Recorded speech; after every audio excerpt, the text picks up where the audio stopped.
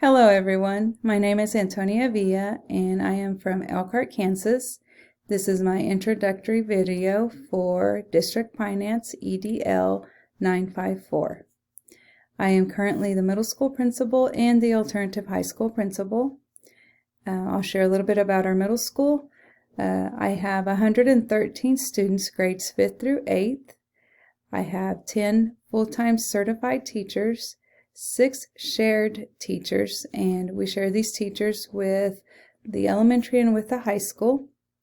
We have a curriculum specialist who is shared throughout our 4 buildings, 1 counselor who is here for our 7th through 12th grade students. Our support staff consists of 1 at-risk para, 1 migrant para, 1 librarian, and 2 special education paras. Excuse me. At the alternative high school, we have 26 full-time students, and of those 26, 8 are school-age students, and the rest are adult students. The adult students usually attend in the evening. We have 2 part-time teachers there, 1 full-time paraprofessional, and again, we share the counselor with the high school and the curriculum specialist with the rest of the buildings. Other duties I have, because you know when you're in a small school, you wear many hats. I am the migrant director, McKinney-Vento liaison, and the foster care point of contact, and KISA building chair for the alternative high school. My teaching experience consists of, it started many years ago, back clear in 1994. I was a paraprofessional. I truly enjoyed it, and so I continued my college courses, and I ended up being the Spanish teacher. And then one summer, I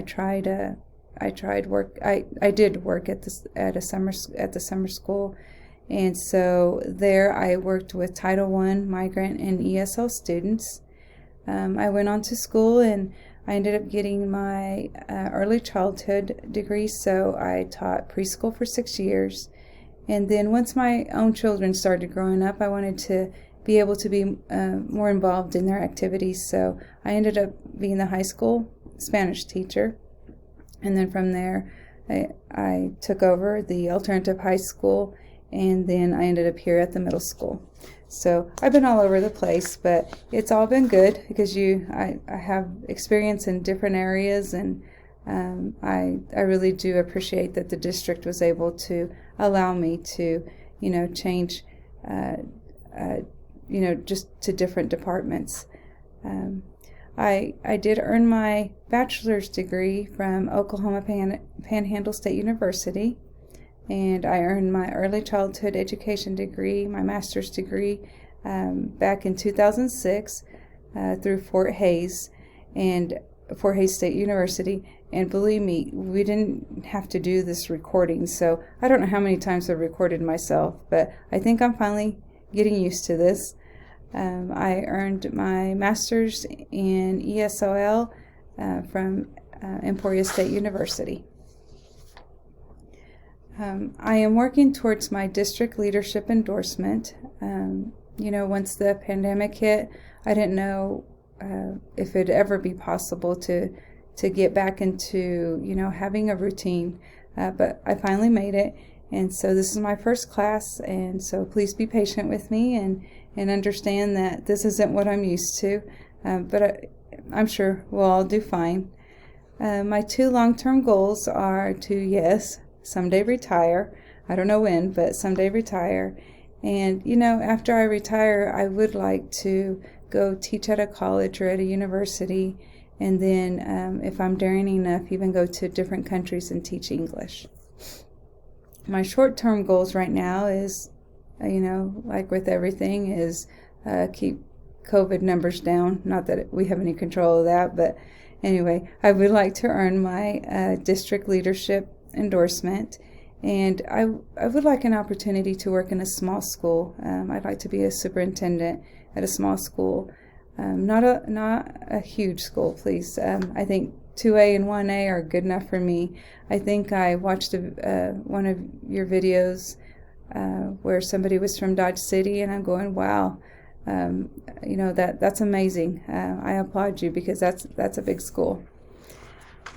My greatest accomplishments as an educator is building positive relationship with my students, especially my most defiant students. I work well with them. I don't know why. I was a kiddo who followed the rules, and I didn't want to make anyone upset. But the kiddos that struggle the most, I seem to connect well with them, and so I feel like that's why I need to stay in a small school, even though a superintendent doesn't perhaps do as much as that. But I feel like I would be that type of superintendent. I'd be in and out of buildings, and not so much for anything, but to continue those relationships with the kiddos.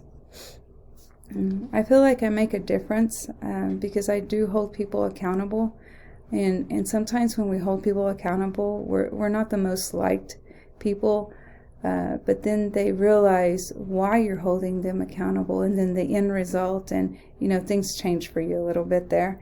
But yes, I hold people accountable. I hold my students accountable. I hold my teachers accountable. But most importantly, I hold myself accountable. And I think that's why I had such a difficult time starting this class, is because I didn't start this class like the very first day. So I already felt like, oh my goodness, that's not how I do things. But anyway, thank goodness everything's working out. And I just continue to move forward. I became an educator. I'm just passing it forward. It took compassionate, loving, caring individuals to help me become the person that I am today. I remember walking into that kindergarten classroom with my two non-English speaking parents side by side. Guys, I'll never forget what that felt like. And then to think that because of them, I was able to, go on to school. Because of them, I was able to learn English, and because of my teachers, my principals, and I'll even share with you, even my board members at that time. At a very young age, I was asked to attend a board meeting. I didn't know then what a board meeting was. I just knew that it was a big table, and there were a lot of people there, and I held onto my principal's hand, though. I didn't let go of her. And I remember them asking me, if things were going okay, and, what I needed. How was I supposed to know what I needed? But I appreciate them asking. But I know what they were trying to do. They wanted to make sure that I was learning. And I was, because when I entered kindergarten that first day, I didn't know anything at all. I didn't understand. I couldn't speak any English. But then I want to say by January is when my father tells me that I would come home and share, sentences with them. So, but you stop and think about it. Who made that possible for me? It was my principal. It was, I'm sure, my superintendent. I don't remember who that could have been, but I remember my principal because I wouldn't let go of her hand. And I remembered the board members because they got to sit in those huge, nice chairs. And now I know what they do. I mean, oh my goodness, they did so much for me and for the other students. So I'm just passing it forward, and I hope I can make a difference just like they did for me. My background knowledge of finances is very limited. I only have dealt with our migrant budget.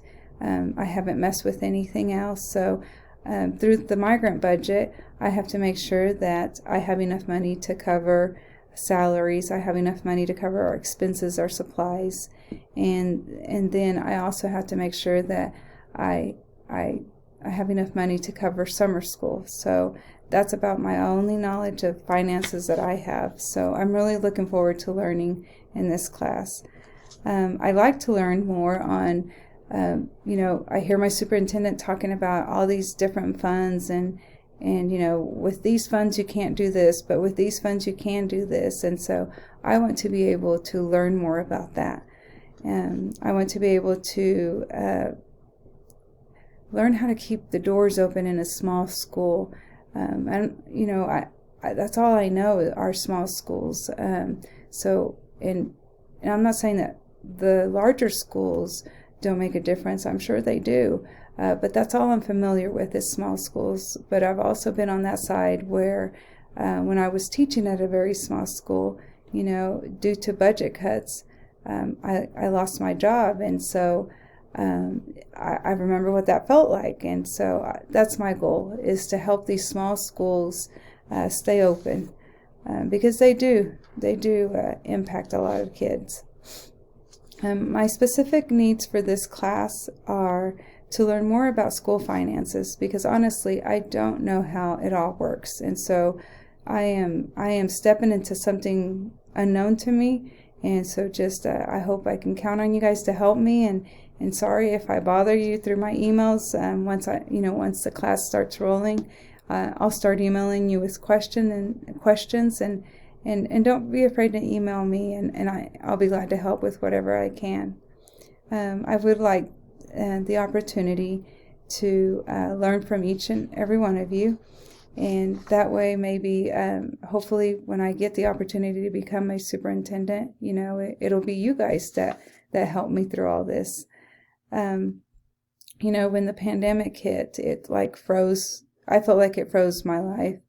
When it hit, it was back in 2020, 2020, I'm sorry.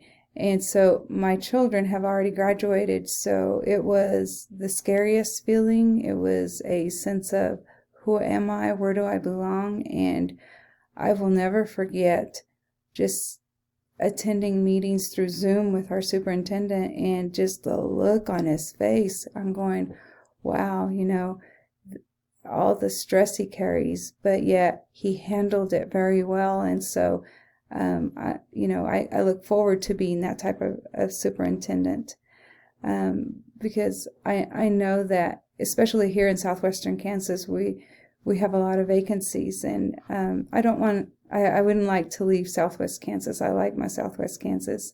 But I do know that the pandemic has caused a lot of stress on many of our school leaders. Some of the most encouraging, reliable, and caring superintendents are leaving our school districts. I hope to gain as much knowledge from each of you so that we can bring